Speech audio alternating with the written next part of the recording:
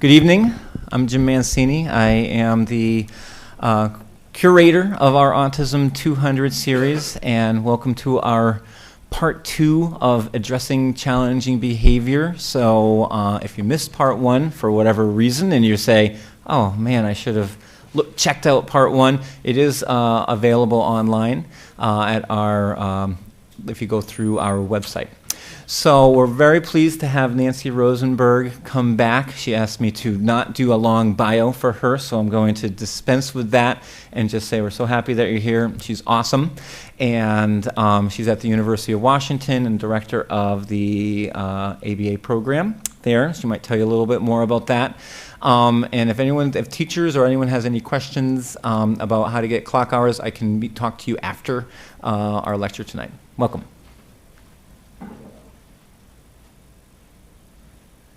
Okay, my mic working? Can everybody hear me?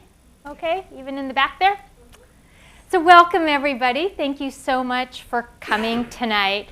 The topic of challenging behaviors is definitely a passion of mine. It's what I focused on during my doctoral studies. It's what I did for many years consulting with both parents and school districts on how to address challenging behaviors in their children with autism. And so deciding what to talk about for this presentation, it's not hard for me to figure out what to talk about. What's really difficult is figuring out what not to talk about. I just actually finished last week teaching a quarter-long class that I teach at the University of Washington on strategies for addressing challenging behaviors. And I finished that 10-week class every year with like, oh, there's so much more I wish I could have told them. There's so many things that I had to leave out because there wasn't time. And so having to figure out what to talk about in an hour and a half is very challenging. So I've really thought about like what are the strategies that I think will give you the most bang for your buck, the ones that out of all the different strategies that you might be able to take home or take to school with you and try tomorrow and see if they work. It really helped. This is the first year. I've been doing this since the beginning, and I actually went back because I was like, boy, I think I've been doing this Seattle Children's series for a long time, and I went back and looked, and indeed I started in 2007, which was the first year that we actually did the series. In fact, I remember sitting around a table with a group of people here at Children's conceiving the idea of this series.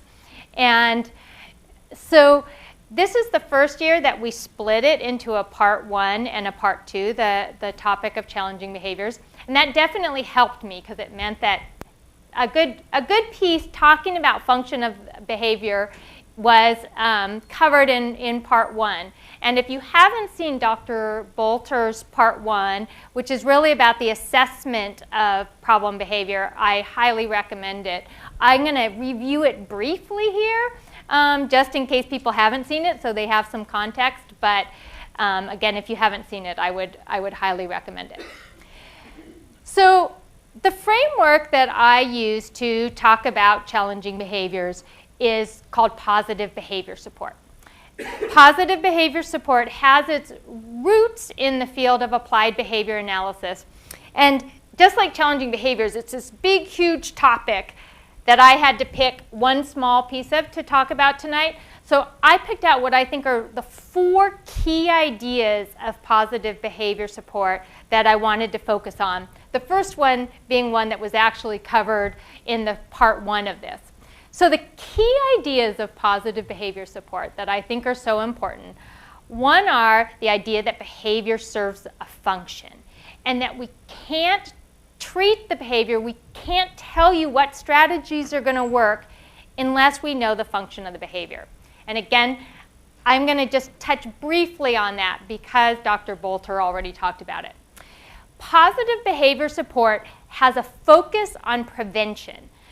So one thing that now I think is completely clear from decades of research is that if we focus on what to do after the behavior has happened, what the consequences for the behavior should be, in a lot of cases, there's just no good answers.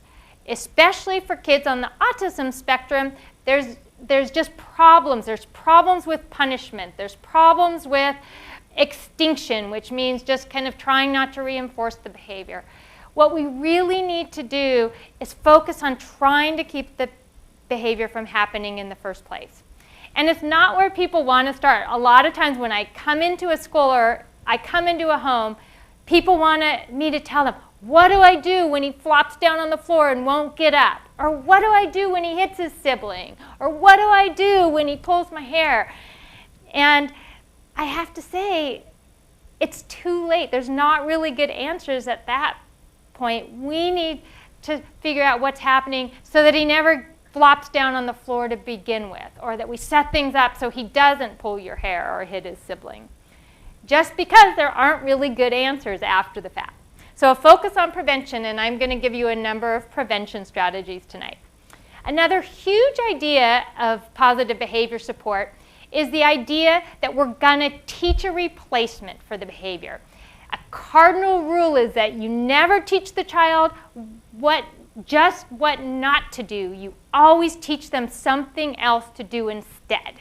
And we're going to talk about how you might do that. And then the last big idea of positive behavior support, I call minimize, maximize. And again, we'll talk more about what that means, but the basic idea is we're going to try to minimize the reinforcement for the problem behavior and maximize the reinforcement for appropriate behavior and or the replacement behavior. So those are the 4 big ideas. We're going to focus tonight on the last 3, but I'm just going to touch, like I said, briefly on this idea that behavior serves a function. So how many of you in this room were here for Dr. Bolter's talk or have seen it? Good. So now you get a test. Do you remember what you learned? So this idea that behavior serves a function is the idea, again, coming out of decades of research in the field of applied behavior analysis, that if a behavior is continuing, it's getting reinforced in some way. Whether it's a problem behavior, whether it's any of our behaviors, we continue to do things that are getting reinforced for us, that are working in some way, and we stop doing things that aren't getting reinforced. So if your student or your child is continuing to engage in a behavior, it's getting reinforced in some way. And that reinforcement is what we call the function. So the functions of behavior fall into 2 big categories. Does anybody remember what those categories are? Yes? To escape or avoid something. Perfect. That's one of the categories.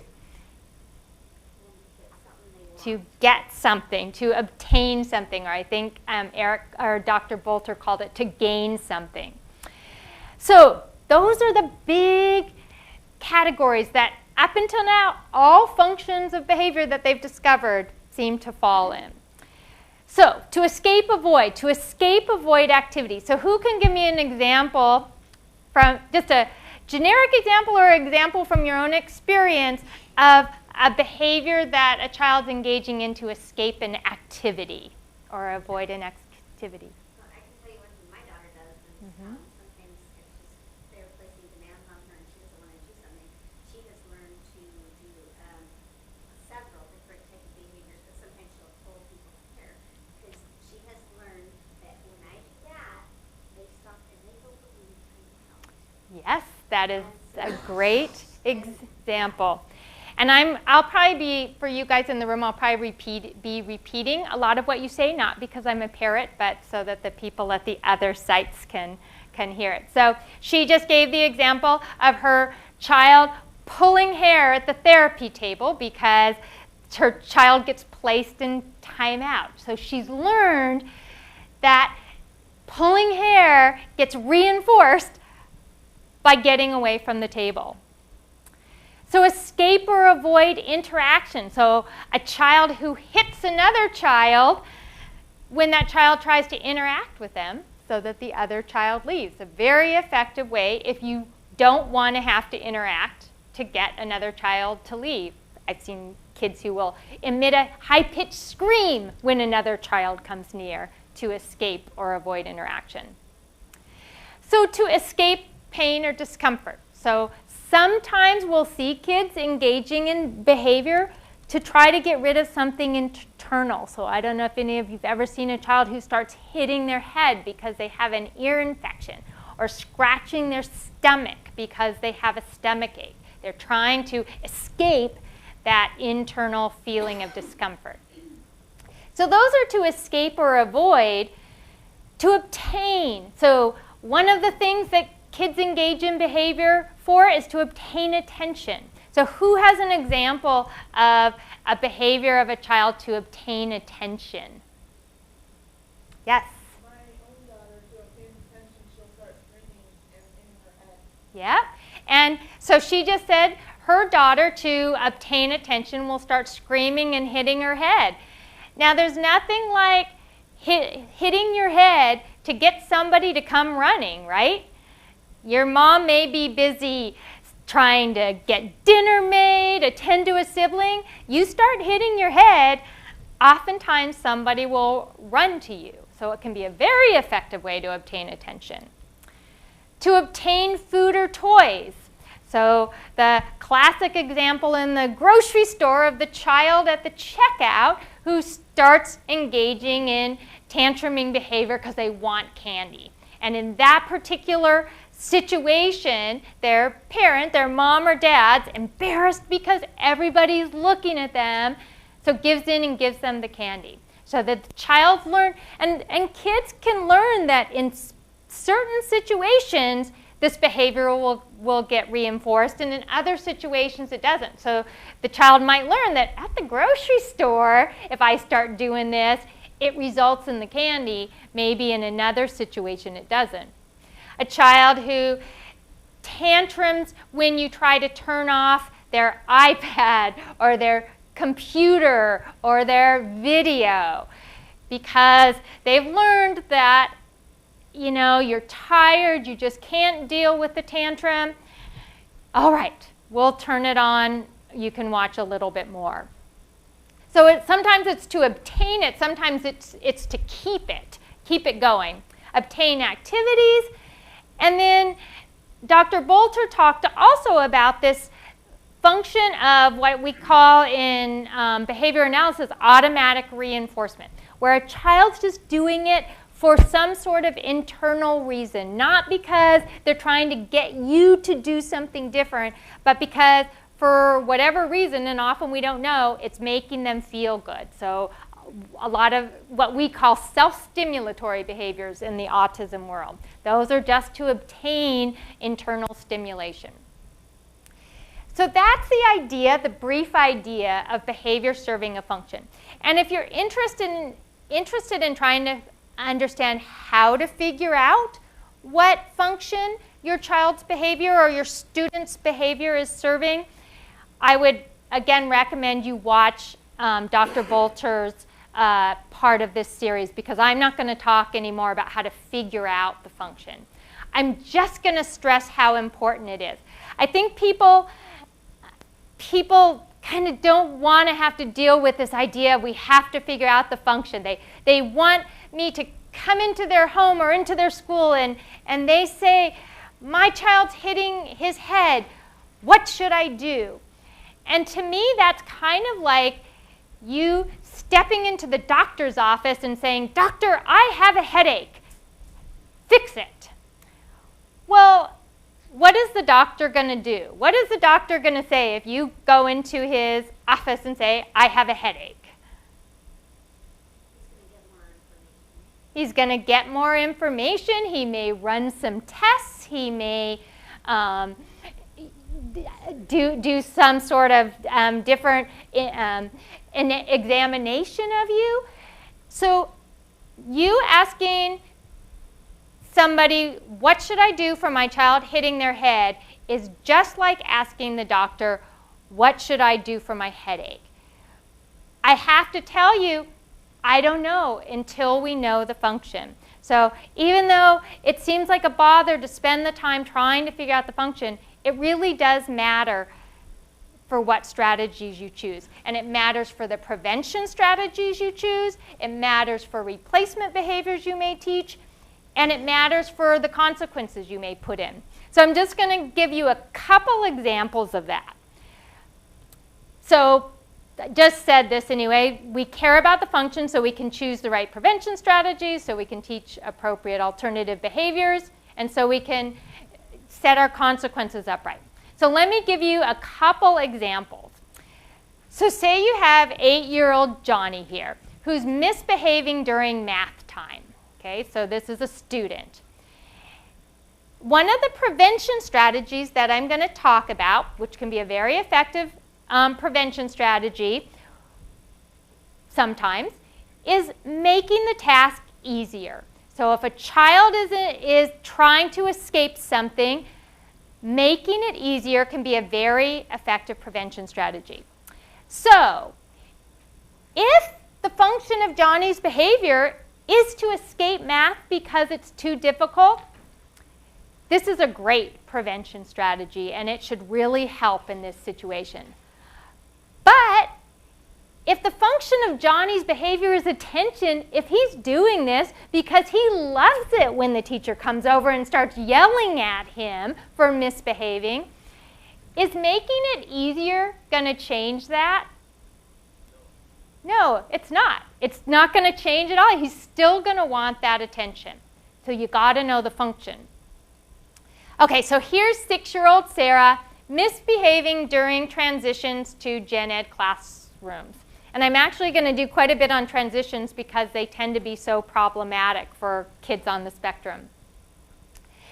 Okay, so one prevention strategy that I will talk about when talking about transitions is trying to make the transition more predictable, giving Sarah some sort of visual cue before the transition on where she's going. It can be a great prevention strategy that can be very helpful. So, if the function of her behavior is to escape unpredictable situations, she doesn't know where she's going, so she's trying to escape it, this is a great strategy, and it should really help with the situation. But if the function of her misbehaving on transitions to gen ed is that these transitions are from the sensory room to the gen ed classroom, and she really likes the sensory room and is trying to obtain more time in there, is showing her a visual of the gen ed classroom going to help with the situation? No. If anything, it's going to make it worse because she's like, oh, now I know where I'm going and I know I don't want to go there if she doesn't like gen ed. So again, you got to know the function. One last example. Before you leave that, yes? what would you do in the case where you're jumping ahead. Oh, you get Yes, that. I'm going to get to it. I have that problem. Yes. Thank you. Yes. So pay close attention when we get to the don't say no, say when strategy, okay? Perk your ears up when we get to that, because that would be a great thing here. Okay. 4-year-old Jeremy throwing food at the table. So this is talking about the consequences now and why it matters. So say we pick a consequence strategy of removal from the table. He throws food, he gets removed from the table. If the function is attention, if he loves it that when he starts throwing food, his sisters get all giggly and really like it that he's doing something he's not supposed to, then removing him from the table very well might really help with the problem because he's taken away from where he's getting all this attention. He's going to probably stop doing things that get him removed from the table. But if the function is to escape, if he really doesn't like sitting at the table, it's too long a time, removing him from the table contingent on throwing is not going to work. In fact, he's going to start throwing food more because he's going to figure out that that's the way to get removed from the table. So can you see why in all of these situations you really have to know why they're doing it? That's when you think function, think why. Why is this working for them? You got to know it. So that's the kind of quick review of what was covered in Dr. Bolter's lecture. Now we're going to plunge into what I think is the really fun part, which is, okay, what are some strategies to deal with the behavior? But I want to just kind of tell you first, because I think it's important. It's important to me that my focus on positive behavior support and on what I'm going to be telling you didn't come to me because I started learning about it in school. I didn't become passionate about this because of an academic approach to it. I became passionate about this because I have my own son who has severe autism. He's 23 now. I can't quite believe that. Significantly impacted. And in his early years, and definitely his preschool years and much of his elementary years, we struggled with terrible, challenging behaviors. I mean, anything practically anybody can throw out at me, I'm like, oh yeah, I remember when we dealt with that. And we just weren't figuring out solutions, and we were trying all kinds of things. I first was trying, when my son was born and during his early child and elementary school, I wasn't in the field of special ed. I was just a mom who was trying to figure out my child with autism. And we were trying the strategies that you try with your typical kids, and I had a typically developing kid who was doing just fine and was behaving just fine, and none of it was working. And I was asking people, nothing was working. And I really thought that the problem was that I didn't have a consequence that worked for him. I couldn't do the things I did with my other child, but really wasn't getting any answers. So I decided to go back and get a PhD and see if I could figure out the answers. And isn't that what you would do? And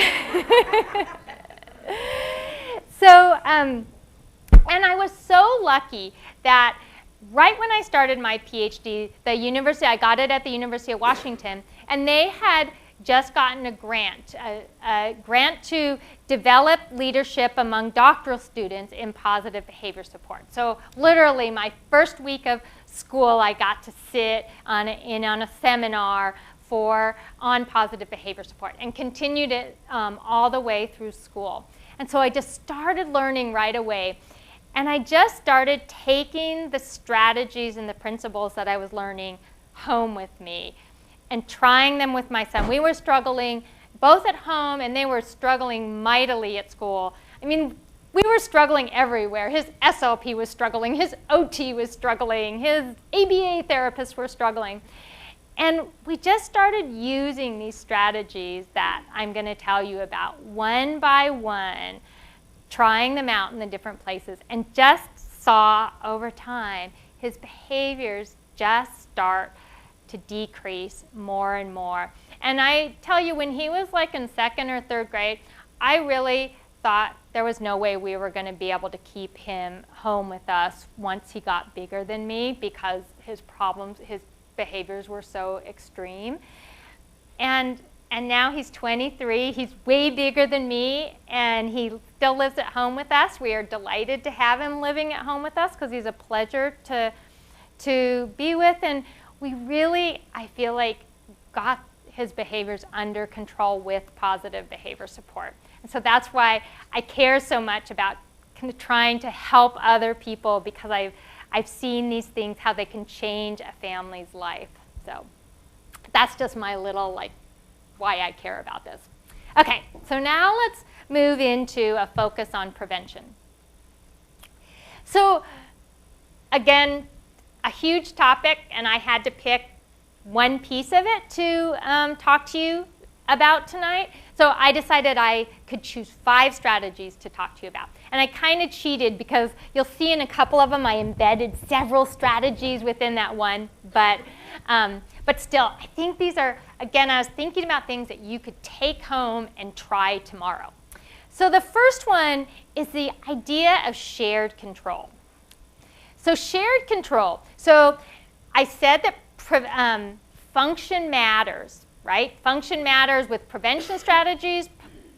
Function matters with teaching new skills. So for each of these prevention strategies, I'm going to tell you which function it's likely to be most helpful for. It doesn't mean you shouldn't just do it in general, because these will help kind of across the board with behaviors, a lot of these strategies, but especially think about this if you know your child or your student has, for instance, in this case, an escape function. Okay, so one part of shared control is picking your battles. So a lot of times when a child is engaging in challenging behaviors, everything is a battle, just every part of the day. And I really internalized this when I read Ross Greene's book, The Explosive Child. Has anybody read that book here? A couple of you. It's not a book about kids on the autism spectrum. I was just reading it, kind of general challenging behaviors. But he had this one image that those of you who have read it here may remember, of the 3 baskets. You guys remember that? Those of you who said you'd read it. So he talks about these 3 baskets. So you have your child or your student and all their issues. You have to think about 3 baskets. One basket is, these are non-negotiable. I have to deal with these. I have to enforce them because they're safety issues. So for instance, I have to hold my child's hand when we cross the street. They have to wear their car seat. Things that I don't care if they like it or not. We just have to do it because it's safety. So that's one end of the spectrum. Then there's the things at the other end that we say, and then we'll get to the basket in the middle. At the other end are things like, yeah, I don't like it that he does that, but we're just going to let it go for now, for his sake and for our sake. So not everything is a battle. Yes, he shouldn't speak disrespectfully to me, but you know what? In the scheme of things, we're just going to let that go. Or yes, he shouldn't be chewing on his shirt. But you know what? With all the things we're dealing with, it's not a safety thing. It does look a little gross, but we're just going to let it go for now. And then in the middle basket are the things that, okay, these are the things that we're really going to focus on right now. We're going to use our prevention strategies. We're going to try to teach a replacement behavior. But you want the number of things in that basket to be pretty small.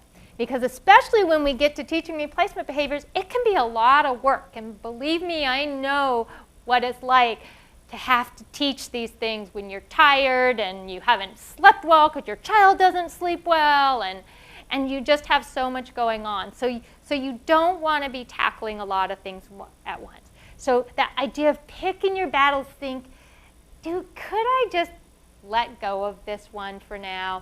I think is the first thing in this idea of shared control.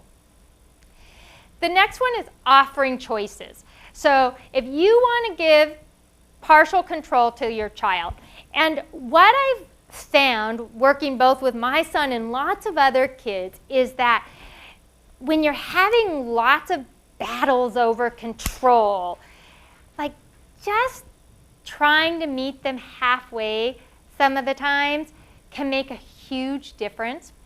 And so this idea of offering choices is that you decide the part of the activity or the task or the demand that is absolutely necessary to you.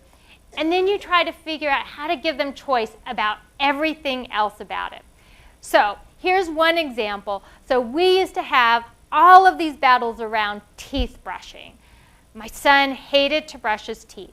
So the non-negotiable was, we have to brush your teeth.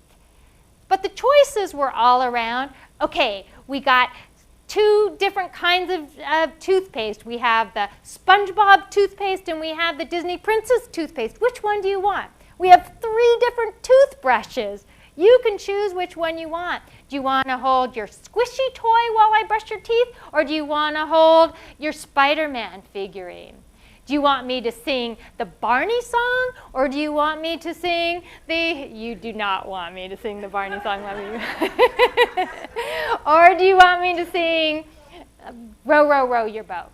So I've kept the one thing I care about, and tried to give choice about everything else. In school, you have to do handwriting because it's on your IEP. You might not want to tell him that, but that's what you as a teacher are thinking about. I have to make him write his name because it's on his IEP. That's my non-negotiable. But what are all the things I could give choice around in writing your name? Yes, somebody's gesturing with their pen. Do you want to write with a pencil? Do you want to write with a smelly marker? Or do you want to write with chalk? What else could you give choice on? You could give them a choice of like maybe writing on a different kind of board. Yeah, what you're going to write on. Are you going to write your name on just plain old paper? Do you want to sign your Spider-Man coloring book page? Do you want to write it in foam? Where do you want to do it? Do you want to do it sitting at your desk, or would you like to go do it somewhere else, at the desk in the hall? Who do you want to do it with? Do you want me to sit next to you while you write your name, or would you like to have up here? So you decide the one thing that you care about and try to think about how you can give them control over all of the rest. That's what we're talking about with shared control. And then allow and teach negotiation. So here's my aha moment that I had on this one. And it was with my typically developing son, actually, who was about 6 at the time that I had this aha moment, I think. I don't really remember how old he was. But I remember that he was in the family room reading a book, and he loved to read. And I told him, David, it's time for you to come set the table, because that was his chore at the time. And he said, sure, Mom, but can I finish this chapter first? And I said, sure, that's fine, because I love to read too, and I know how important it is to finish your chapter if you're reading a good book. And so I went on making dinner, and I thought, David, because he has language, could tell me, yeah, I'm willing to do this, but could I just have a little bit more time before I come do it? And I was fine with that. Brian, my son with autism, because he didn't have that kind of language, when I said, Brian, you need to go wash your hands, I expected him to get up right away and go wash his hands, or I viewed it as non-compliance. Or he'd be, stimming on the carpet, and I'd say, Brian, go get your shoes on. And I expected him right then and there to stop his stimming and go get his shoes on. And I realized he doesn't have that ability to say, could I just stim one more minute and then I'll go get my shoes? Or because probably what he's doing is just as important to him as David's reading a book was to him. And so I've learned the importance of teaching kids to do that negotiation. Now, I know that there's some kids that you're like, oh, he knows how to negotiate way too well. But for our kids who can't negotiate, think about teaching that. And I tell you, we have gotten more mileage out of that one more minute, teaching Brian, and again, lots of other kids since then, to say one more minute when he's asked to leave something he doesn't want to leave, or just doesn't want to go where he's going. And I was just thinking about it this morning as I went to wake Brian up. He's got a job now, and he has to get up for it. And I mean, it's our routine. Every single morning I go in, Brian, it's time to get up. And he's like, one more minute. and I'm like, okay. And I know to leave time. And the routine is I come in twice and say, Brian, it's time to get up, and it's like, one more minute. And then the third time, he knows that he'll say, one more minute, and I'll say, no, you had your minutes, now it's time to get up. And he gets up. And this used to be this terrible battle before. And it's that idea of shared control, that he's not insisting it's all his way, as long as I'm not insisting it's all my way. Okay. So that's strategy 1.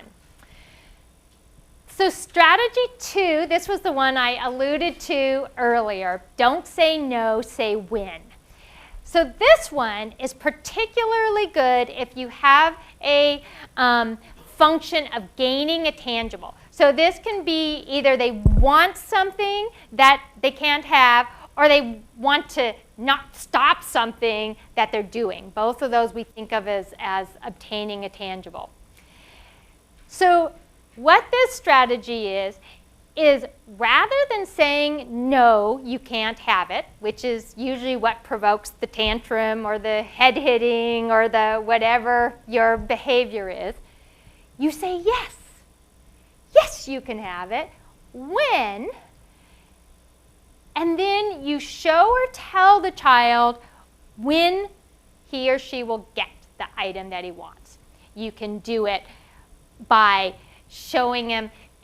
We know, I think most of us know that with kids with autism, whenever you can use a visual representation, it's often gonna stick in their heads more than using language.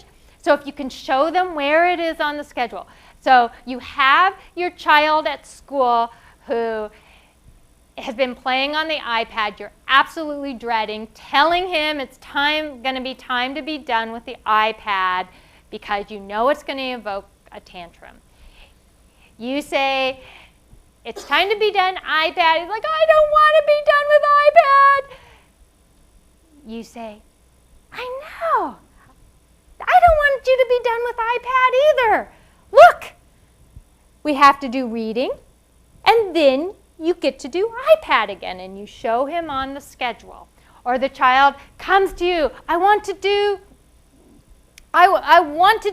iPad now. Yes, I think it's going to be great when you get to do iPad. First work, then iPad. So you're just taking that no out of it. And we use this in several different places with Brian. So one of the situations was at dinner that we tried to serve him a healthy dinner, and then he got to eat dessert, and all he really wanted was the dessert.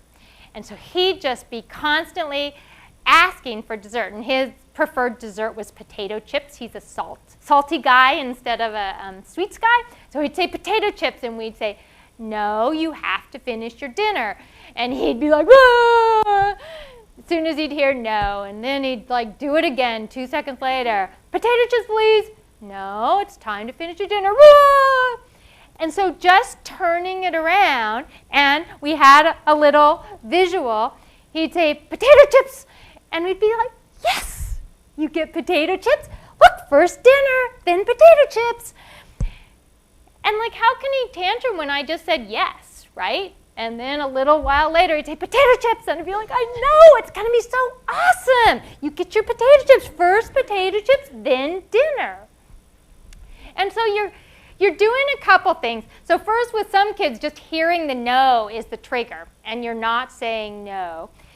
That's one thing you're doing. You're making it very concrete to them when they're going to get it again. And again, sometimes it's 3 things ahead on the schedule, but if you have to do it with the iPad, yep, you get iPad. Look, we do reading, then you're going to go to library, and then you get iPad. They're like, I want iPad. I want your iPad too. It's going to be great. All we have to do is first reading, then library, and then iPad. So you're being very concrete about when they get it. And then the third thing is that then you aren't the bad guy, right? You're with them. Yes, I'm so excited that you get potato chips after dinner. Dang that schedule. It says first you have to eat your dinner, and then you get your potato chips. So it's all about the schedule is the meanie who's saying we don't get it yet. You can be their biggest cheerleader as they keep insisting they want it. I'm with you. I want you to have it too. The schedule says first you got to do your math, and then you get it. So going back to yours, and that was, so he asked about the child who was transitioning from sensory room, right? What would you do? You're going to want to show the child. I know this really helps you commiserate with the child, which I think can go a long way. So she doesn't want to leave the sensory room. I know you don't want to leave. It's a bummer. Look, We just have to go to the gen ed class. We're going to do your math again. You're showing it visually. And then we'll come back and do the sensory room again.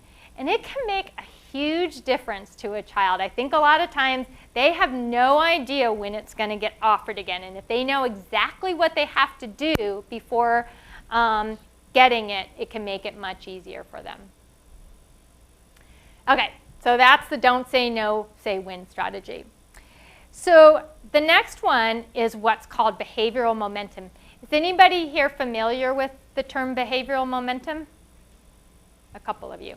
Okay, so behavioral momentum, so first, particularly good for escape-related behaviors, okay? So that should help you think about whether this might be a good thing for you to try.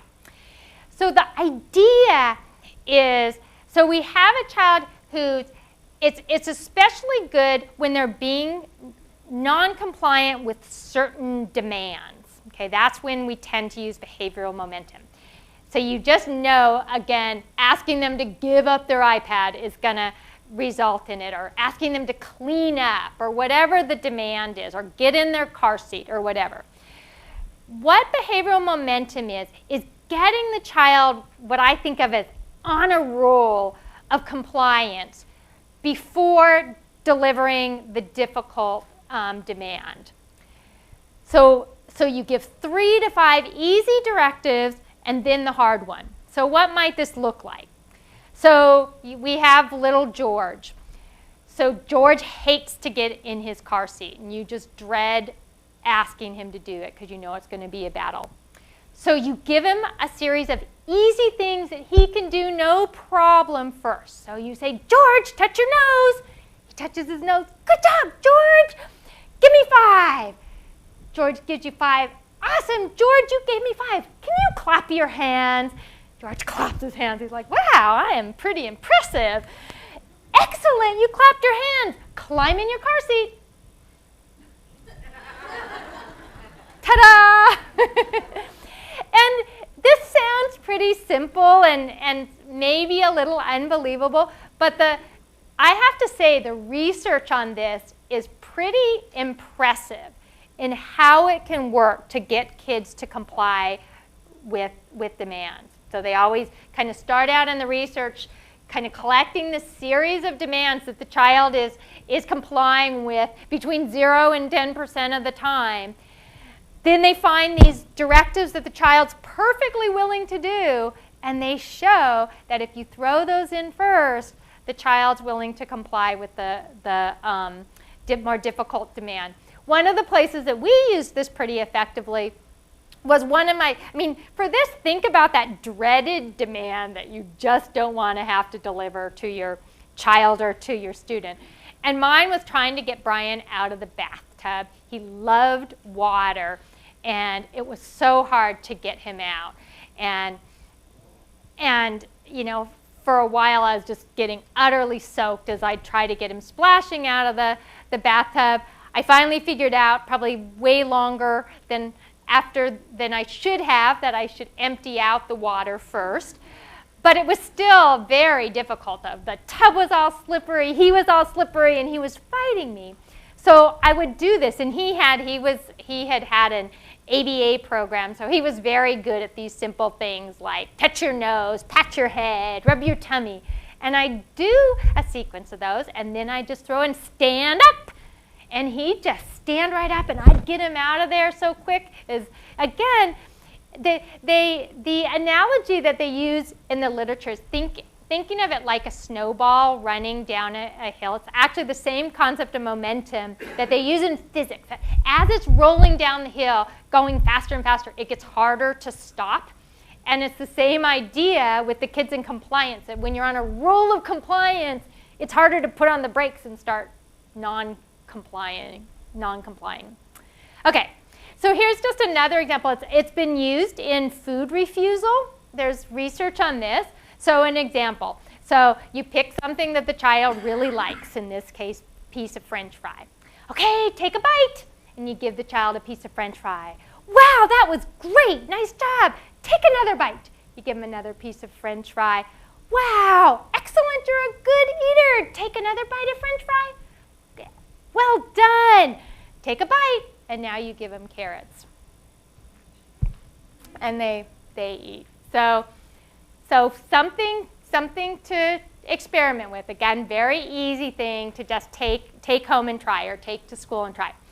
So I also just wanted to add, because it may not be obvious, that you can think, if you're a teacher or somebody in an academic environment, that you can use this concept in academics also. So think about a child who the dreaded command, but it's on their IEP, so you have to work on it, is 2-digit addition. And they just fight it. They're like, I can't do this, it's too hard, although you think they're perfectly capable of doing it. That's the key. They have to be perfectly capable of doing it. They just aren't doing it. So you make your addition worksheet, and this is easy to do now with all the internet tools. So look, the first one is a single digit. 2 plus 5 is 7. The child's, I'm good at that, 7. The next one, 4 plus 4, 8. I'm good at that. 1 plus 0, 1. I'm good at that. 23 plus 29. Whoa, I can do that.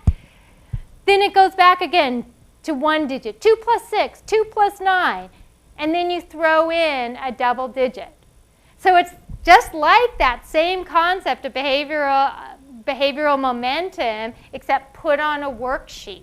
And so you can think about doing it with school tasks as well. Okay. That is behavioral momentum. So the next prevention strategy that I wanted to talk about is modifying aversive tasks or activities. And this is a huge one. The big idea here, so first of all, this is particularly good for escape behaviors, okay? It's especially good for escape behaviors. And the big idea with this prevention strategy is this. So think about whatever your student or your child is trying to get out of. You think they're doing this to escape something, right? So think about that activity or that demand or that task that they're trying to escape, and ask yourself, why? Why are they so determined to escape this?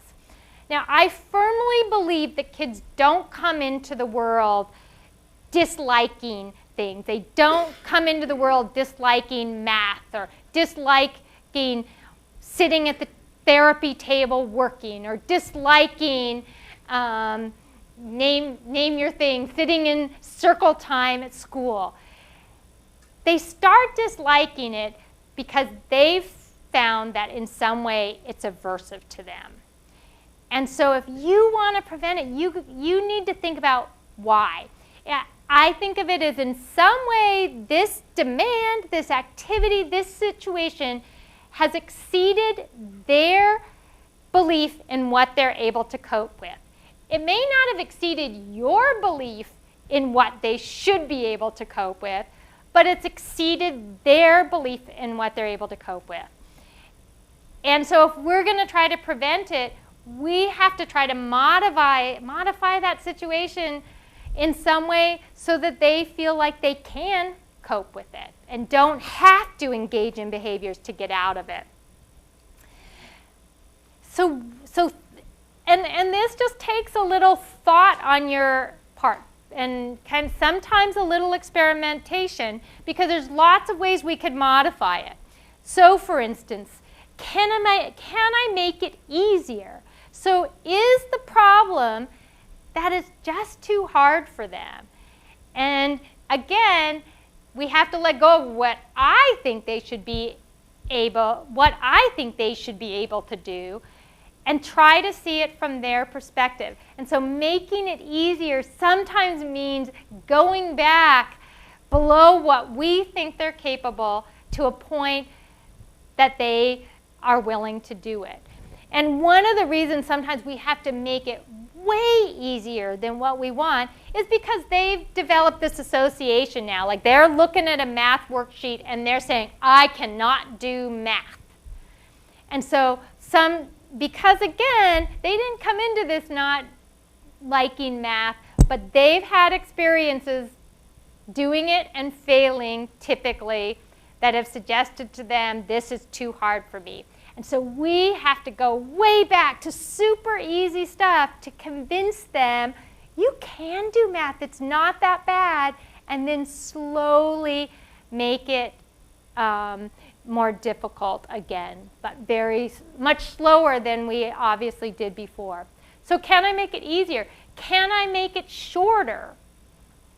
So sometimes the problem isn't that it's not too hard, it's that it's too long. And so think about your student or your child. If they're willing to do whatever you want them to do for a while, but then they start to engage in challenging behaviors, that's usually a sign that this may just be too long for them. So if they're willing, if it's a school situation, if they're willing to sit at circle time or at library time or whatever for a certain, or in the gen ed classroom for a certain amount of time, they do just fine, but then they start to escalate or engage in behaviors, maybe you've just exceeded the amount of time they're able to do this right now. And you have to step back. So we've done that lots of times with kids, like PE.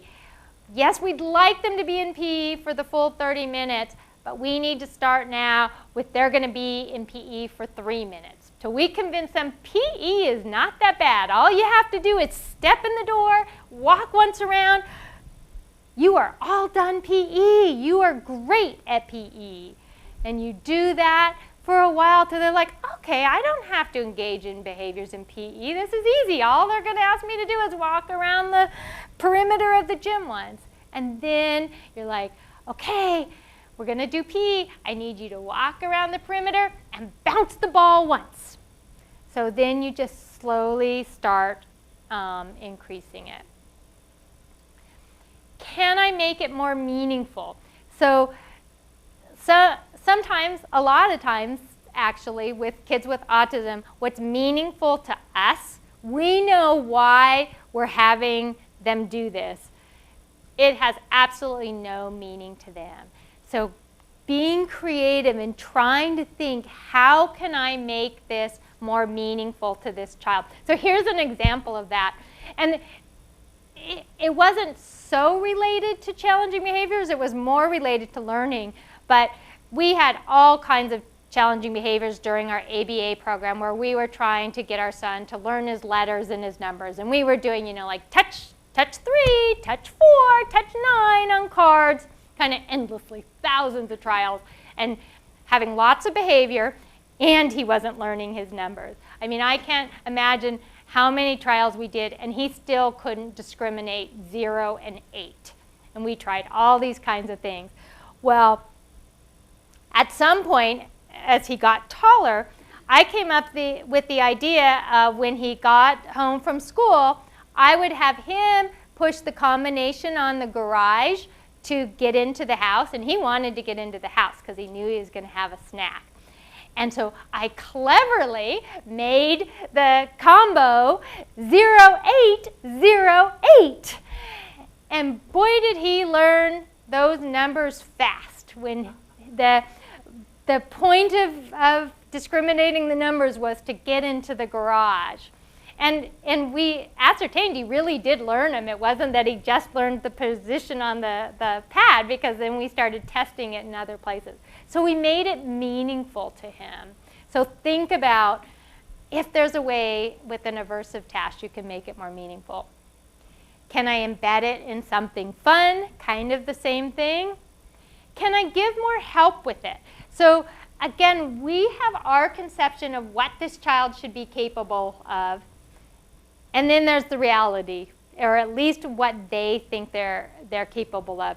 And it reminds me of a conversation I had with a parent. It was actually after a talk I had done on challenging behaviors. And she came in and was talking to me about her son, who she was having all kinds of problems with getting homework done after school. She said he just fights it from the minute he's supposed to start doing it. It's just a battle. And so I started asking some questions, and I said, well, has it been all year? And she said, yeah, I think it was like December when I had done the talk. She said, yeah, it's been getting worse and worse. And I said, do you think that it's too much homework for him? And she's like, no, I don't think so. And I said, do you think it's too hard? No, I think it's fine. And then I said, well, did he have problems last year? And she's like, no, he's never had problems with homework before. And he was, I don't know if I said this, that he was in 3rd grade. And I had seen, working with a number of kids, there's a big jump up right about that time in both the amount and the difficulty of the homework, although it seems to get lower and lower now. I think kindergartners have 30 minutes of difficult homework. And the fact that, again, he didn't come into the world not willing to do homework. In fact, he had done it quite willingly for years, suggested to me that even though his teacher and his parents felt that it wasn't too long and it wasn't too hard, he was perceiving it as either too long or too hard or both. So they could make it easier, they could make it shorter, or they could give more help with it. Okay, so those are some thoughts about modifying aversive activities and tasks. Okay, so then the last prevention strategy I want to talk about, and again, I snuck a bunch of prevention strategies into one big area, preparing for transition. So how many of you have had either students or you have kids who have problems with transitions? So most hands are going up because it's a big thing, and that's why I tend to slip in a lot of strategies for it. We just know that kids with autism, for a multitude of reasons, have problems with transitions. One of the things with transitions is that sometimes they're trying to escape things. They're trying to escape having to go where they're going, or they're just trying to escape, like the example I gave with the little girl at the start of this talk, just escape the unpredictability of it all. We know that kids with autism don't like unpredictability. They like sameness, and transitions, if nothing else, are a change, right? And I don't know if any of you have had kids who will fight like the dickens to transition from something they're doing, but then as soon as you finally get them to the new thing, that's the same now, and that's what they're going to fight like dickens to not have to change from. So it's just the change, not that they don't particularly like the activity that they're going to. Okay, so just going to throw out a bunch of ideas. Some of them may work for you, some of them won't. In general, I'm just trying to give you guys this big toolkit of ideas, and you can go home. Some of them will work, some of them won't. Okay, so the first one is to make sure the child understands where he or she is going. And I have had so many instances of people telling me, oh yes, I am absolutely sure he knows where he's going or she knows where she's going. And I say, well, could you just humor me? Let's try showing her a picture of where she's going. And she transitions just fine. So even if you're sure you know the child knows where they're going, you might want to try this anyway.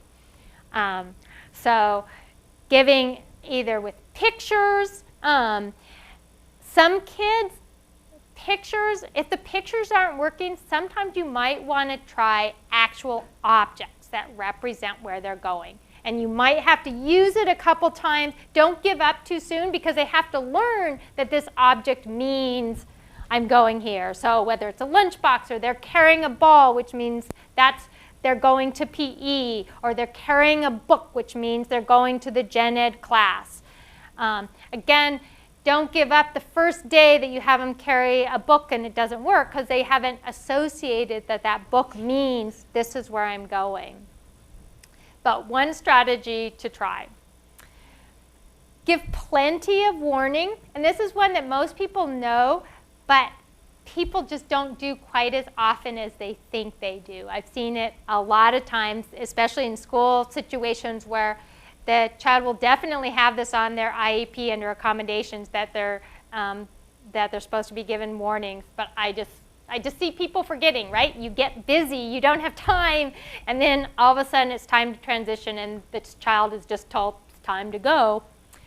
You can do verbal warnings if they work. You can use visual timers like a time timer, which probably a lot of you are familiar with. Now on your on smartphones, there's all kinds of apps for visual timers. A couple things that I will say about these visual timers: the child has to understand it. And so, for instance, like we tried a visual timer for a number of years, and my son just never understood it. He never understood the idea. He'd heard us say red is gone enough times that he'd just be like, red is gone, red is gone, red is gone, when it was clear, no, Brian, the red is not gone. And it was clearly just frustrating him. He seemed to think that if he said it enough, and actually he got reinforced for this, because if he said it enough, eventually we'd say, yeah, the red is gone, because it had, in that time it had gone. But I think he thought he just didn't get this, and he thought that it was just saying it. So you have to experiment, and the nice thing about the smartphone apps is there are different ways to represent time on those, and so you can experiment around the one that works for your individual. A countdown visual, I really like these. So these, I don't know if any of you have used them. I'm not supposed to walk around too much. I can use I don't know how to use my pointer. So this one, so you just have numbers, and then, at about 3 minutes, you can be loose with the time, but at some point you say, okay, we're getting close, and you take the 3 down. You're getting a little bit closer. Okay, it's almost time to go, and you take the 2 down. So it's kind of good for us because it keeps us honest that we can't go until all the numbers are gone. So it makes sure that we've really given 3 warnings as opposed to kind of thinking we might have given 3 warnings. Very concrete for them. So, okay. Another strategy, giving the child some control over when and how the transition is made. So this is back to that idea of shared control. So what you care about is they get from point A to point B. They get control over everything else. So can you let them finish what they're doing? Sometimes that can help. Allow and teach negotiation around when they're going to make the transition. Give choices. Do you want to they're playing with their animal. Do you want to bring your animal with you? Do you want to go this way? We have to go to the gen ed classroom, but you can go this way or you can go this way. Do you want to hold my hand or walk by yourself? Just think about what choices can I give them? Well, I still get that one thing that really matters to me. Another thing to try is providing distractors for the transition. So a child gets to carry a favorite toy with them. Sometimes we'll do it that they have this one toy that's just for transitions, that they only get it during transitions. This can be a good one for in the car if you have problems with that they only get to hold this or play with it when they're in their car seat in the car, and it can alleviate a lot of problems there. The child carries something they need at the destination, which again can just distract them so much that they don't mind the transition because they're so busy focusing on the thing they're carrying for the other end. Child gets to listen to an iPod during the transition. Again, they really like their iPad, so we pair the thing they don't like, the transition, with the thing they do like, the iPod. So providing distractors. And then this last one, thinking about, especially if they're having to lead something they like to go to something they don't like so much, trying to arrange for something good at the other end. And we've used this a lot. So when a child comes to the dinner table, they don't really like coming to the dinner table. They don't really like eating. Eating is a battle because you're always trying to make them eat things they don't like to eat. letting them do something they like at the dinner table for a few minutes before the toys go away and it's time to eat. This one we've used a lot with kids who entering the gen ed classroom, because it's often very unpredictable, a child who's kind of in and out of gen ed. They never know what they're going to be asked to do there. They never know what's going on, what's going to be going on when they come in. When they enter the gen ed classroom, they always get to look at a favorite magazine for a few minutes before having to join whatever the class is doing. So first, they know they're going to get to do something that they like, at least for a little while, and it makes the whole thing more predictable. Yeah, there's going to be something unpredictable after it, but at least I know what's always going to happen when I enter the class. Okay, so those are our 5 big prevention strategies. Shared control, don't say no, say when, behavioral momentum, modify aversive tasks and activities, and prepare for transitions. Okay? So that's the focus on prevention. Now let me talk for a little while about teaching a replacement. So this is, again, a fundamental concept in positive behavior support. So the big idea, if you take one thing away from this idea of teaching a replacement, is that whatever you're thinking about that your child or student is doing that you don't want them to do, and that's usually a long list, that's why you're here, right? You're never going to try to just get them to not do that. You're going to try to teach them something else to do instead. You're always going to give them something else to do. So one of the things, the most common, and what we know from the research is usually the most effective, is teaching them some sort of behavior that serves the same function as the behavior. So oftentimes, the function, they're communicating something. If they're escaping, they're communicating, I don't want to do this, or I need a break from this, or no. We're going to try to teach them to communicate that appropriately. So we're saying, even though I don't want you to escape this, I want you to do it, I at least am going to acknowledge that you have this need, and I'm going to teach you how to do it appropriately.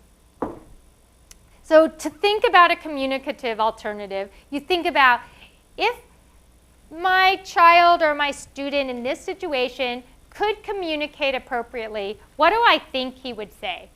And a lot of times people have no problems coming up with that. Sometimes people don't know what the child is trying to say, but in a lot of situations they're like, oh yeah, I know what, again, I may not like it, but I know what he's trying to say.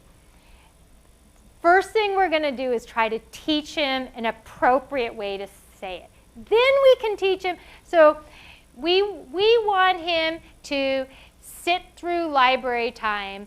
He's engaging in behavior to escape it. Or let's actually use an example that was given earlier, a child who's trying to escape working at the table, their therapy time. What we want for them to do is to sit through therapy, right? To do it. But they are communicating with their behavior, I don't want to do this. The idea of teaching replacement behaviors is the first thing we're going to do is teach them an appropriate way to say, I don't want to do this, and they're going to get out of it. They're getting out of it anyway, right, with their behavior. So we're not really losing too much at this point. We're just teaching them an appropriate way to do it. Then, once they've learned an appropriate way to communicate it, then we can start saying, well, I know you don't want to. Thanks for telling me, but we have to do a little bit, and then you can get out of it and start building up their endurance. But we start with teaching them an appropriate way to communicate what their behavior is telling us they need. It doesn't need to be verbal. So we will teach kids to sign, if signing is what the communication they're using. We'll teach them to gesture. We'll teach them to shake their heads to communicate no, Very effective way to communicate it. We'll teach them to give us a picture. Taught lots of kids to hand over an I need a break picture, which is kind of their not get out of jail free, get out of all the things I hate about my life free. A button on a communication device. So it can be any of those. So common examples of replacement behaviors that we will teach kids to communicate. No thanks. So we'll teach kids when we ask them to do something, no thanks. I need a break. I'm all done. I want to stay here, right? The kid who's getting all upset when they're asked to transition from something. Help me. Pay attention to me. Go away. So these are all common replacement behaviors that will teach kids to communicate. Again, and it may be verbal, but it may be with a picture, it may be with a sign, maybe with a gesture. I want that. Sometimes if the behavior is more sensory, we talked about automatically reinforced behavior, we try to think of something that might get them the same sensory input, but in a more appropriate manner. My son had self-stimulatory behavior through the roof, so we did a lot of these.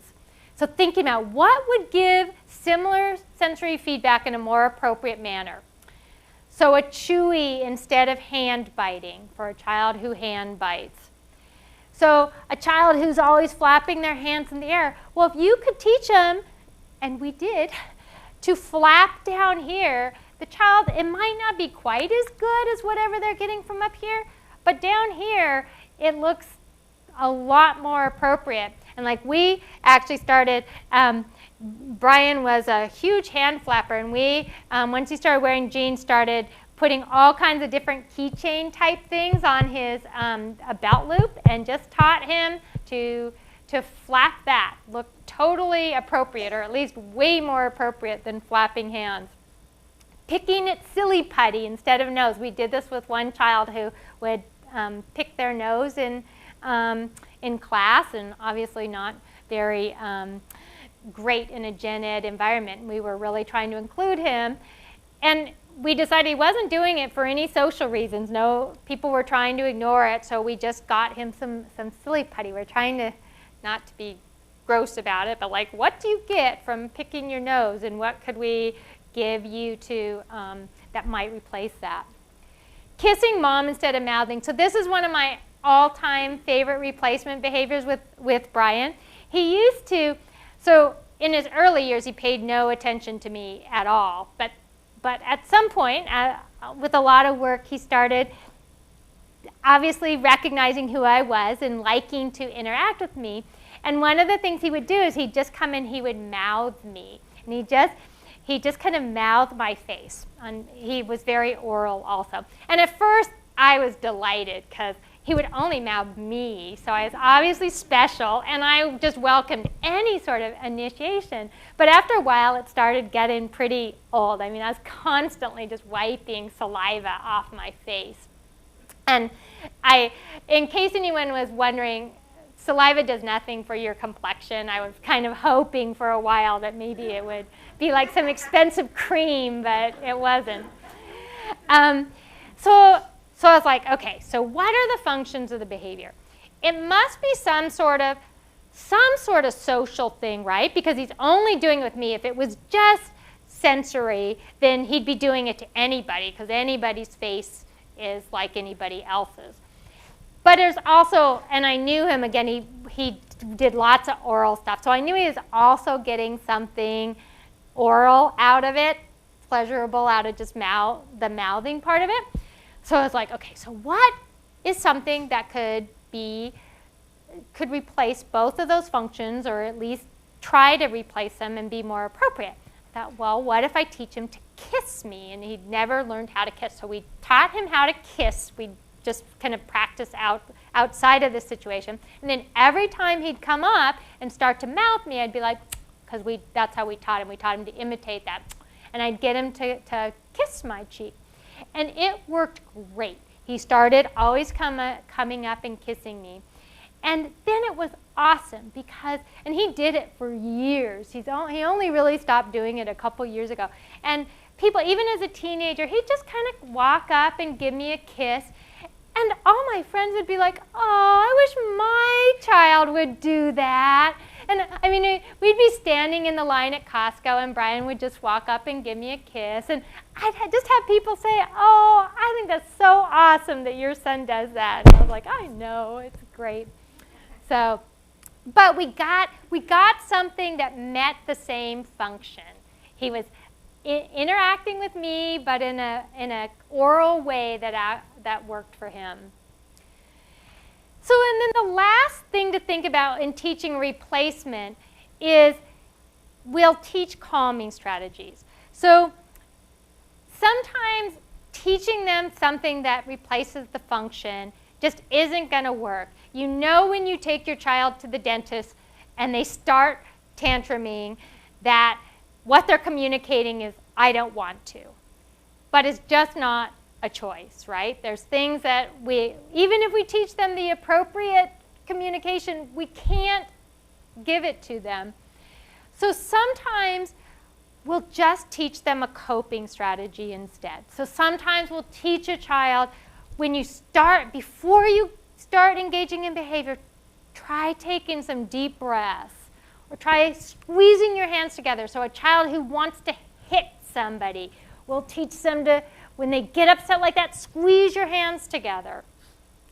Self-talk. We'll teach a child when they're starting to get upset, we'll teach them maybe next time, or just some kind of self-talk. Sometimes we'll teach them to just leave the situation. We'll do this with older kids. It's a really great strategy with a junior high or high school student. In the situation where they're getting upset, just leave the situation. And it's an accommodation that will get on an IEP that all the teachers have to be okay with them just leaving the situation, because that's a great coping strategy. One caution on these calming strategies is that this is what we all want to teach, because it's so inconvenient to have our child be saying, I don't want to, or no, or help me. We'd rather they just buck up and bear it, right? Take some deep breaths and do what we want them to do. But you have to know that the research really suggests that the function-based replacements are by far the most effective. So if you can teach them something that's getting them what the challenging behavior was getting them, it's much more likely to work. These calming strategies I've seen can work great, but they're not the same as the function-based ones. I think this is in your handout, just an example of, so losing is actually a great one. I don't know if any of you have kids who fall apart when they lose a game, but it's one where what they're saying is, I don't want to lose, right? But that's not going to endear them very much with their peers, because their peers don't want to lose anyway, so their peers aren't going to be like, oh, okay, I mean, a few peers will do that, but most of them won't. So we need to teach the child strategies for tolerating losing rather than just communicating, I don't want to lose, as an appropriate way to win every time. So teaching the replacement, so how do you've identified what you want to teach them, how do you do it? So you look for situations where the challenging behavior is typically happening. You know kind of what's going to trigger it. You try to catch the child before they engage in the challenging behavior and prompt the new behavior. And then immediately reinforce the communication. So what might this look like? So I will give you the example of the very first time I ever taught functional communication, and I've taught it probably many, many times since then. But I had just read about it. I was learning about it in my PBS seminar about this is called functional communication training. I'm like, I think we could do this with Brian. So we went home. And the problem we were having was Brian getting really upset when he was asked to transition from something he really liked to do to something he didn't like to do. So at school, it was when he was doing stuff in the sensory room and had to transition to gen ed. One of the really common places at home was when he would transition in his after his bedtime routine. We'd give him a bath where we'd use behavioral momentum to get him up, and then we'd get his PJs on, and he got to jump on the bed for a while before he had to go brush his teeth. I already talked about he didn't like brushing his teeth. He really liked jumping on the bed. So he would, and his behavior was hair pulling. You talked about hair pulling. He was good at that. And we were always in the line of fire because we needed to kind of get right down to his level and get close to him to try to get him to pay attention to us. So I'd be there, okay, Brian, it's time to go brush your teeth. And he'd just reach out and pull my hair. He was doing a lot of that at school also. And so we decided that what he was trying to communicate was, I want to stay here, right? He wanted to keep jumping on the bed. So what we decided we were going to teach it during teeth brushing.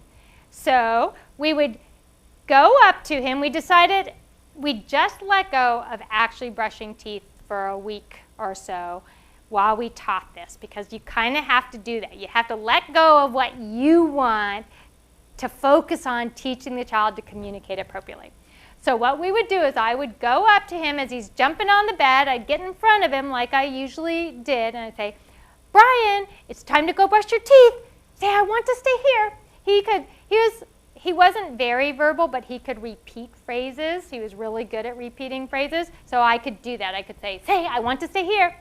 He'd say, I want to stay here. He'd repeat it, and I was like, okay, thanks for telling me you can stay here. And I just left him. And at first he's like, and he'd keep jumping on the bed. And a couple minutes later, I'd go back. I'd say, Brian, it's time to go brush your teeth. Say, I want to stay here. He'd say, I want to stay here. I'd be like, oh, thanks for telling me. And I'd leave.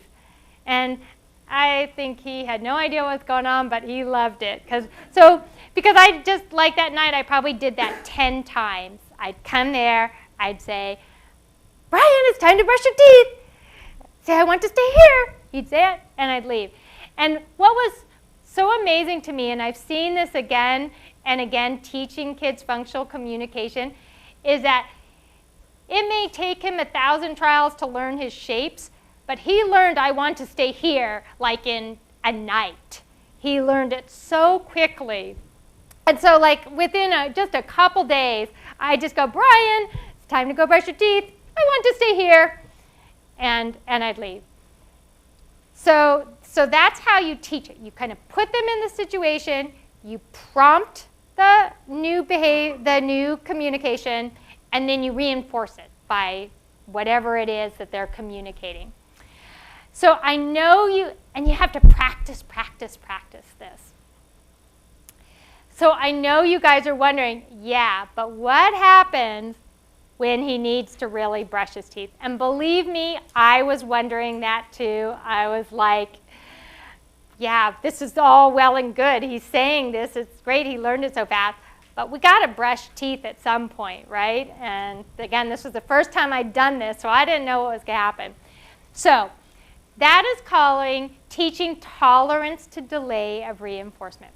And so what we did, you have to wait until they're reliably using this new communication you've taught them. And again, it usually doesn't take long because their behavior had been showing you they care about this outcome. Now you're just giving them another way to get it, an easier way to get it.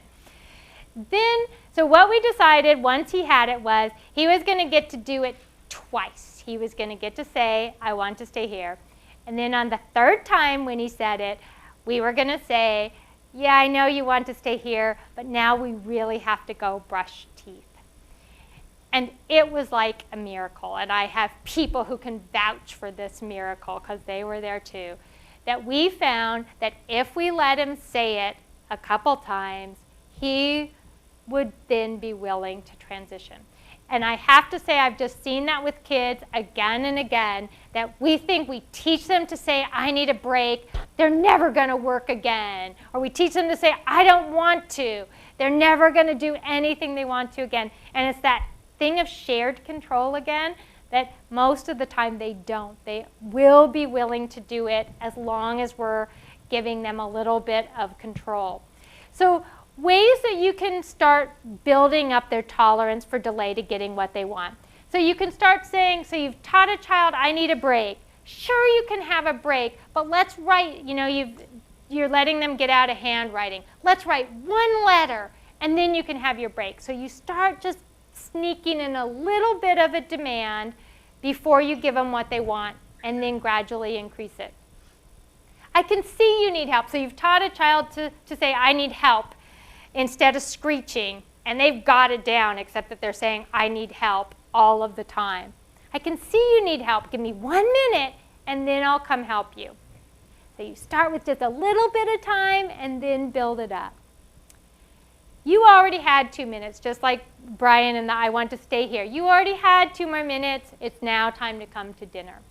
So you create a monster, but then you gradually get a livable situation out of it. And think about it with typical kids. What is the first thing a typical kid says? No. And we're thrilled, but at the same time, it's kind of darned inconvenient for us, right? That our child now can actually talk and tell us no. So we're excited at first that they say no, and then we spend the next 21 years of their life teaching them that sometimes saying no doesn't work. We kind of use the same idea here. First, we teach them how to communicate it, and then we start slowly teaching them that there's parameters around it. So I am out of time. So just the idea of minimize, maximize, fortunately, is really short. It's just that you want to, once you know what they're getting out of the behavior, you want to try to minimize the reinforcement for the problem behavior. If you know they're trying to escape, to the best of your ability, keep them from escaping, and maximize the reinforcement for appropriate behavior. So if they're escaping, try to reduce the possibility that they will escape. If they're doing it for attention, try to minimize the attention they get for the problem behavior. And obtaining a tangible, if you can, keep them from getting the thing they want. And then totally let them get it if they're engaging in appropriate behavior. So I am happy, since I know I didn't leave any time for questions because I was talking so much, I'm happy to stay after and answer any questions. Can I, Jim? Can I do that with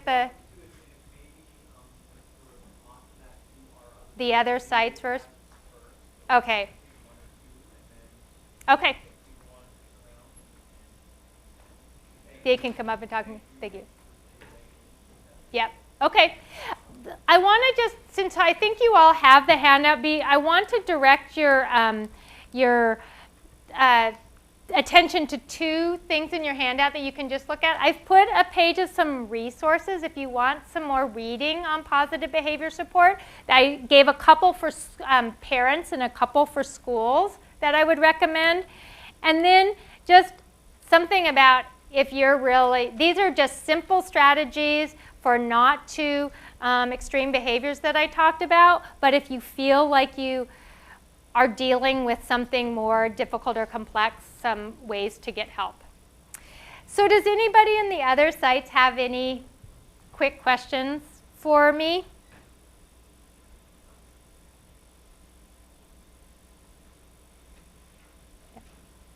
How about here? Okay, go ahead. I just want to ask, is there a certain cutoff where you know a certain method is not working, so you change it, or do you wait to see on the first few times that it's actually doing some change and then you keep doing it, and if you don't see that, you stop it? It's a great question, and I don't know if anybody's still there at the other sites, but I'll repeat it just in case. The question was, is there a certain amount of time you should try something? I mentioned, I gave you kind of a smorgasbord of strategies, some of which might work with your child or some that might not. Is there a certain amount of time you should try something before giving up or deciding this isn't working, I should try something else? The unfortunate answer is there's no magic number. And the reason for that is it has to do a lot with how long the child has been engaging in the behavior. because so remember, if the child's continuing to engage in behavior, it means that they are getting reinforced for it. And if they've been doing it for a long time, it means they've been getting reinforced for it for a long time. And the longer a child's been getting reinforced for something, the harder it is to change.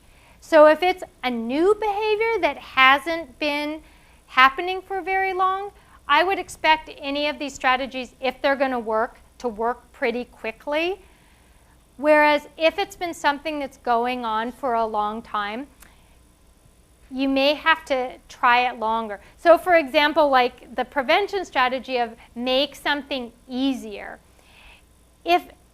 So say you're trying it like for getting dressed. Like you've just been battling getting dressed for a couple years, and now you're thinking, maybe it's just too hard. I'm asking too much. Maybe I should back up to all he has to do is pull up his pants and I'll just do the rest of it. He has had 2 years to build this really aversive relationship between getting dressed or this aversive association with getting dressed. And so it may take him longer to start believing it's really not that bad. All you have to do is pull up your pants to stop engaging in behaviors than it would for a child who you picked up on it pretty quickly and they just had a couple days or a couple weeks of engaging in behavior before you decided this is too hard, we need to make it easier. So in general, the prevention strategies work more quickly than, say, teaching a replacement, because the prevention, a lot of times what you're hoping is you just remove the triggers for the behavior. But so I wish there was a magic thing like, yep, try it 3 days. If it doesn't work in 3 days, move on. But it depends, as so many things do. Yes? I have a student, she also expresses Down syndrome. She really loves eating, and she gets off the school bus, goes to the lunchroom, has breakfast, and then is transitioned to PE class. She takes a long time eating, and I don't want to interfere with her life by saying you must stop eating. Also, I think her reaction to be told you can't eat anymore would be horrific. So I don't know how to move her from the lunchroom to the gym. I don't know how to interfere with her leisure and long live breakfast. So that's a great situation to think about a number of the strategies that we've talked about. Yeah. But I have to preface it with, as a behavior analyst, I am ethically not supposed to consult on kids other than in the context of a professional relationship, and I'm not supposed to advise on kids that I haven't seen. So I am going to be talking in generalities about what you might do, but I don't want you to think I'm advising you on your particular student, okay? So does that all make sense? Again, I believe function is important, so I shouldn't be advising on a child without figuring out the function. So, but the first thing that comes to mind that I would ask in a situation like this is that first item on shared control, picking your battles. So first of all, that might be a question I'd ask. How important is it?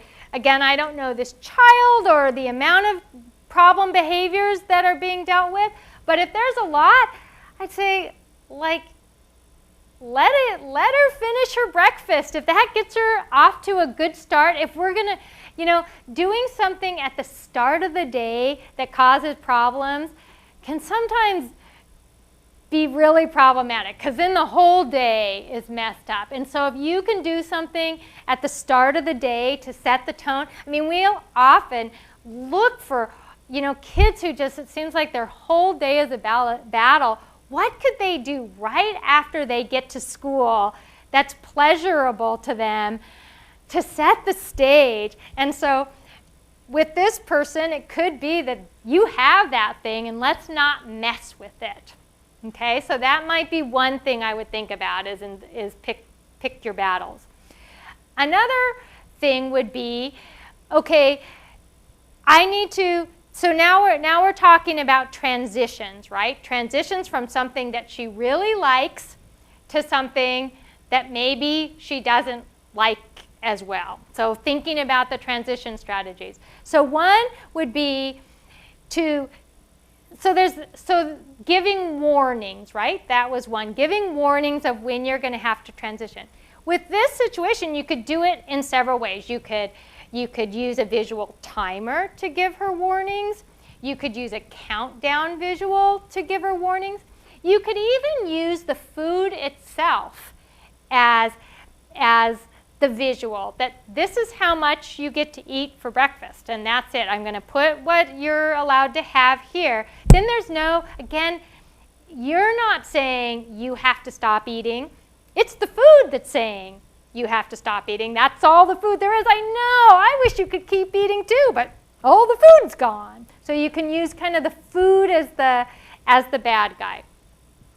Another thing you could think about is trying to have something pleasurable at the other end. So again, I don't know this child.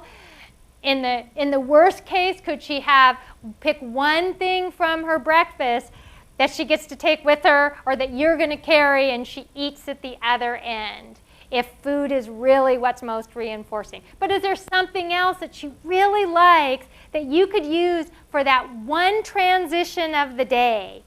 Sometimes picking the thing that they like most for the really hard transition and holding it close. At the only time you get to look at this particular magazine or do this particular thing is when you make that really hard transition. So that might be an idea. So just kind of, I don't know if any of those were like, oh yeah, I think that could work. But do you have an idea or you have another question? Well, I know I had a child similar about the transition or not wanting to, but then well, at least right now what we found to be effective is the iPod. Oh, yeah. The song that my child loves. Yeah. And, She loves music too, so how do you use that? well, I just have my phone and have headphones, so it's not bothering other people. But as long as she's moving, the music's going, and she stops, and the music goes off. And So you say if you stand up, then you get the headphones? How does it work? well, we actually, what they started trying to do is like if we're leaving a preferred activity and going to a non-preferred or leaving a preferred activity where we just kind of just get going, but we wait. I mean, we do the 3 minutes or whatever, and then just put it on and start going, and so we don't even talk about it much. We just start walking. Yeah. So. Yeah, and just matter of factly, okay, it's time to go. Get your iPod, get your headphones on. But And we're going from a kid who just was really extreme and sit there for an hour if she wanted. yeah, yeah. So, but I have a question. So Okay. I'm going to ask, because you're saying about replacement behaviors. So, so you have a child that has multiple self-stimulatory behaviors, and you know, I guess I know it's like so like say they're at school and they're trying to get them to work on stuff and they're doing self-stimulatory. Let me just kind of tell. Thank you all for coming. Please don't feel like you have to stay. I know we're past our time, but thank you all for coming. Okay, so multiple self-stimulatory behaviors. Yes, and but then they don't want them to do it like usually want to be ready or I guess I'm just wondering like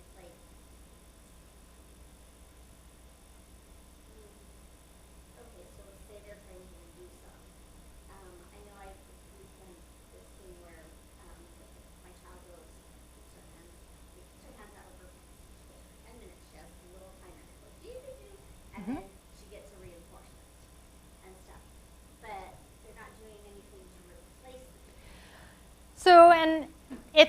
kind of a fundamental belief of mine that we should all, just a great example, again, not consulting on this particular child, in general, that we don't ever just teach them, don't do that. We give them something else to do instead.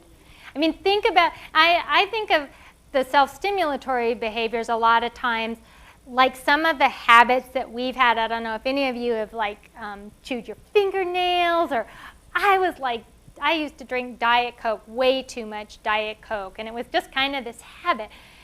I couldn't just say, I'm not going to drink Diet Coke.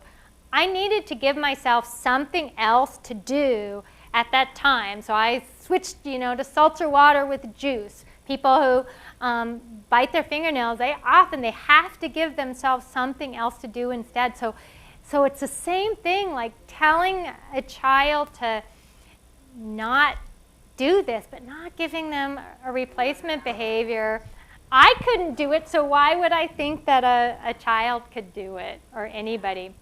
I will say with the self-stimulatory behaviors also, and I think sticking hands in pants is one that we really do need to address, because it's just people, it's not appropriate. But I've really, on a lot of other self-stimulatory behaviors, I've really swung to talk about pick your battles, like really think, is it worth it? They are so hard to get rid of. People with autism who can talk, with higher functioning autism, really talk about how these help them, how they calm them, how they feel to them. And so our right to, just because we think it looks weird, to say, you can't do this thing that's really helping you. I mean, some people, we just don't know much about what they're doing, but some people think, they're really giving neurological stimulation or something that's helping them. And so I'm like, the world needs to deal with, get used to people who flap their hands. It's not hurting anybody, So my son's doing his part. We go proudly out. And so again, I think hands in pants is, I'm not expecting society to start tolerating that one anytime soon, but some of the others really think about, and yeah, so. Yes. Yes. One last question. Thanks. I think they tie together because at my school there is pressure that, a kid's going to have to go in the real world and they're going to have to leave the lunchroom and go to work. And so don't tell me that this is okay because she needs to have a good start to her day and not do what the rest of us are doing. So you teach her to do what the rest of us are doing. What are good words to respond to that? Well, I have a 23-year-old now, so I have entered the brave new world of adult services and been doing lots of reading, lots of learning in that.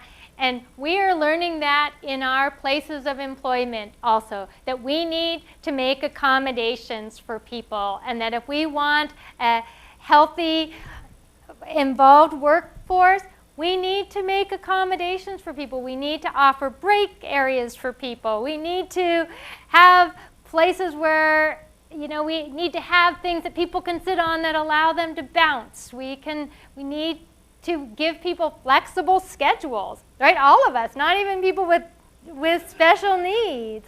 So I don't buy that. I think that when we force all of humanity to march in lockstep, things fall apart, that we all need to adapt and accommodate. And truly, with all of these kids with autism growing up, my son was kind of on the forefront of that first wave.